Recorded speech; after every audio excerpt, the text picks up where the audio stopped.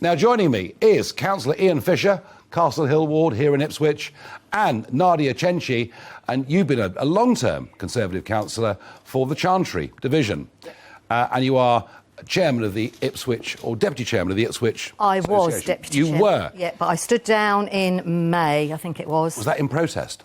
No, it wasn't. No, I had too much on my plate, actually, and I thought I wanted to focus on my county councillor hat. So okay. I was a borough councillor for 16 years, yep. And now last year I was a county councillor. Now, you've got the point I made about people being out of touch. And by the way, Tom Hunt, who is the local Conservative MP for Ipswich now, would have been here today, but he couldn't make the date. And I think genuinely he would have been here. But you got the point I made. Yes.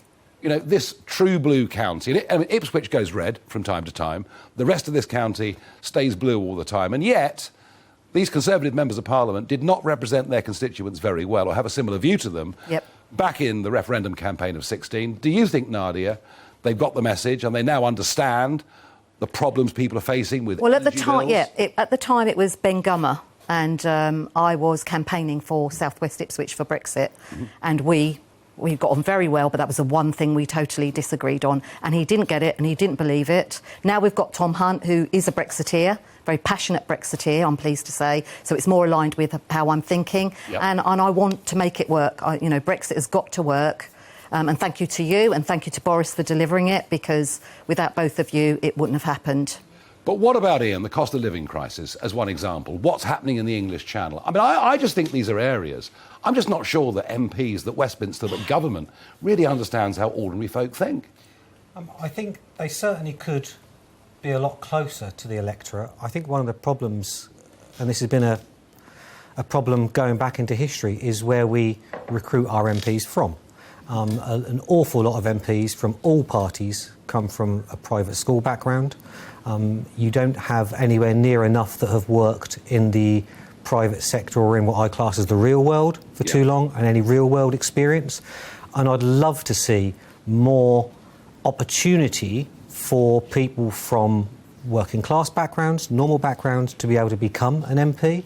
And I think that if that was the case, you would find that would be reflected in a lot of the policy that came out of Westminster. Well, you may be right, the wrong type of people. Now, I talked about the migrant crisis a moment ago, and people do feel very strongly. I'm now going to play this TikTok video that we discovered today to traffic people from Ireland illegally into the UK. Let's see it.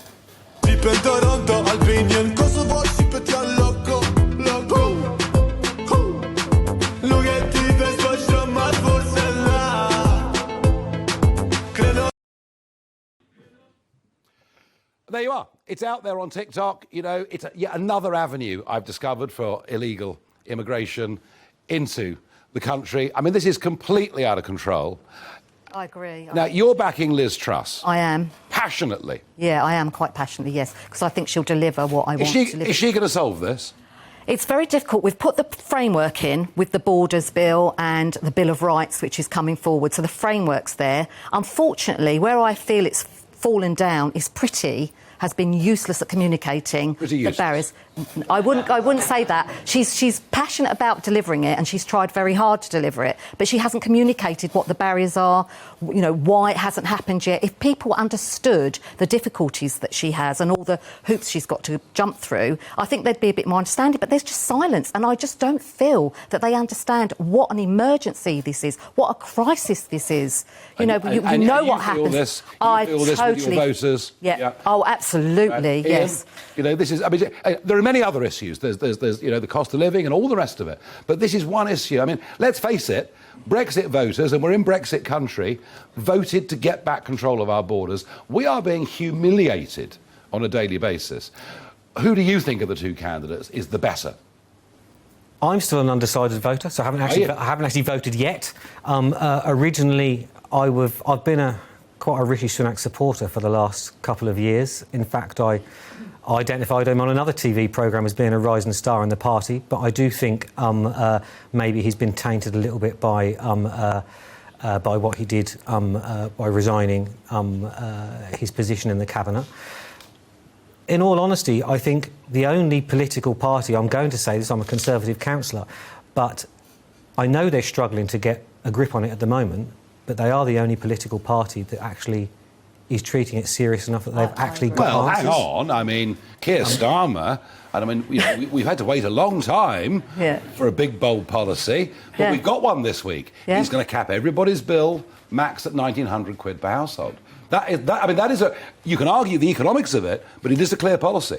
Well, it is a clear policy, but if he thinks that this country can afford to give money to people who don't actually need it, and this is the problem with this policy, it's not targeted at all. Well, he's not going to be elected anyway, so anyone can give 10,000 all away. the Liz Truss supporters say that. I can say that easily. I'll give everyone £10,000. Be very careful. I suspect, Nadia, that you're right.